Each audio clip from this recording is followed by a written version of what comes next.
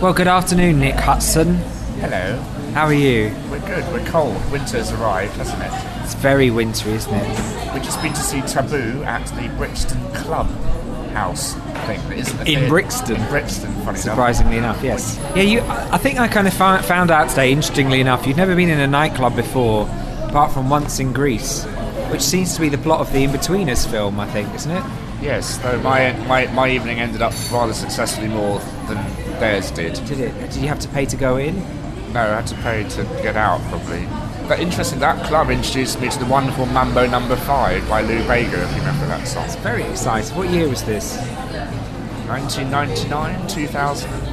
And you've never been to a club since? No, I don't like clubbing. So you've never been a club kid in any kind of sense? You've never fancied dressing up, or...? Which is why I probably found bits of Taboo a bit confusing, probably, because you are of this era, aren't you, Andrew? I like how you think I'm much older than I really am. So as we discussed, Nick, I was born in 1978, so when the show starts, what would I have been? About, 4, 6, something like that. So probably a bit too young to be going clubbing at that stage. This kind of music. But you're familiar with the... the genre. You said in the 90s you read into lots of the stuff that happened in the 80s, the music.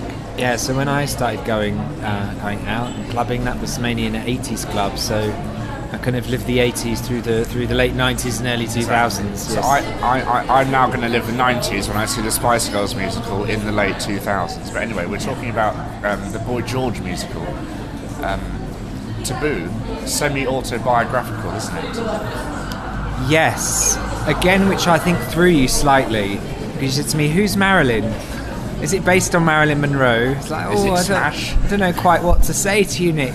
I mean, some bits are autobiographical, some bits are not. Yeah. So some of those characters are based on real people, some are not. Like the real person we have is Lee, which is a famous Lee Bowery, a famous artist, extravagant costume. I felt like you needed Wikipedia quite heavily to kind of pick out who was who. We have to talk about the show because it's site-specific in a way. It could almost be set in the 80s in a club in Brixton, couldn't it? And they get you into a clubbing mood, don't they? So when you move in, when you come in, there's lots of little tables set out around the stage, and the stage kind of extends into the audience. Yes, and you have the bar area behind you.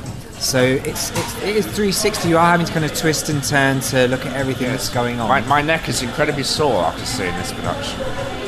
But my ears are not, because the songs that Boy George wrote for this show, and they're all original songs. Some are a couple, like Do You Really Want to Hurt Me, for example, makes an appearance quite cleverly. Karma Chameleon. And Karma Chameleon was added on. Fade to Grey. But most of them are all specifically written for this show, and they're really, really very, very great songs, aren't they? And I felt there are nods to cabaret in this show, for example. Oh, particularly the opening, yes, because Philip Salon is very much an MC type character. And we had some stand-up comedy halfway through Act 1, which was quite entertaining. Improvisational stand-up, yes. Of the 80s, I think we can probably say. Yeah. And a lovely three-piece band playing some wonderful music with more going on than we heard, much like in Soho Cinders. And that's what this show reminded me of, in a way, a small London-based musical about modern life in London. But you disagree. Except with far more interesting characters. Go on. Don't you think? Well, I mean, Soho Cinders, we didn't dislike it, but it was a bit like, it's all right. This one has more colourful characters, I think. This one has more colourful characters. Yeah, this is a little bit more dangerous, isn't it? It's a little bit more edgy, whereas Soho Cinders... we're being edgy, but we're not going to say it. We're being edgy, but we're not really. One of our characters is a rent boy. But we won't talk about that too much because it's not very pleasant. Oh, God, that was so... no. Did you ever... So you never saw it when it was first on in London? At the Venue, as it was called. The Venue, which was Leicester Square, what's now the Leicester Square Theatre. I didn't see it. It's one of those things that kind of fell off my radar. I was aware of it and, I'll go, I want to see it. And I never saw it until they put a DVD out. And the DVD was a live recording. And although it was a professional recording, it kind of just had this... Did it have the happy or sad ending? Well, everything, as we decided, every show should have both. But it had that kind of feel of a bootleg, I think. Something like, actually, maybe you're not supposed to be seeing this. But everybody got paid. It's okay. I don't even know if that DVD still exists. I don't know if you can still buy it or if it's deleted or what. And so that was my first experience of it, was seeing that live recording. I was aware of the show when it was playing, and I remember seeing the cast recording for it in my local music shop. Remember those? And then I remember seeing a documentary following 4 shows from over a year, and it was Avenue Q, Wicked, Taboo, and the one Caroline Will Change. So that really opened up my mind, and it had Rosie O'Donnell being a horrible person in it, and it had the wonderful Scottish performer in it too, and it just documented the show's closure, really, because Rosie O'Donnell poured too much money into it and it flopped. So I think it works very well in a venue like the club in Brixton, because it's a very intimate piece, isn't it? In what way? Well, it's not a £10 million musical, which is what Broadway did. Well, that's always a test of something, isn't it? If you can strip it right back down to its bare bones, does it still work, or do you need the £10 million helicopter coming down, or or the skate track round the auditorium? We had that tonight. All those kind of things. Yeah, they weren't roller skating, no. We have to mention the cast. Neve Perry of... she danced on our table, didn't she? She did. We had a go-go scene almost of I Do Anything fame. It's quite a bit of audience interaction in parts. Yes. You kind of reach out and touch. There were smoked salmon nibbly things, which we didn't get offered, which or quite sad about. Thank God, we might have been insulted. There was some audience abuse going on, yes. So I think you have to be aware if you go. Or drunk. You could go drunk. You have to be aware if you go that you may be...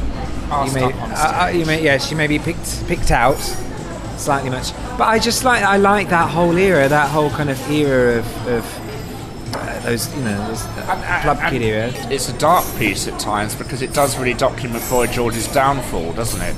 Through the 80s and through the 90s. And the death of the costume designer and things like that. Yeah, you got death, disease, love triangles, things that don't work out. Yeah. I enjoyed it very much, and I have a soft spot for it. But that's probably me done with it for now. Did you watch the DVD? Yes, I would love to watch the DVD again. Yes, just to kind of see that and just kind of remind myself. What was that? Because I can't remember all of it very well. Like I kind of remember the Boy George. I can't remember. So I know Matt Lucas was Lee Barry at one stage, but I can't remember if he's on the DVD or not. Boy George played him on Broadway, of course. Yes, that's right. Yeah. But Boy George was incredibly talented composer and lyricist, and I'm glad that his journey is encapsulated in the world of musical theatre. It seems highly appropriate. There's some lovely nods as well to the fact that he felt... You look like a boy, George.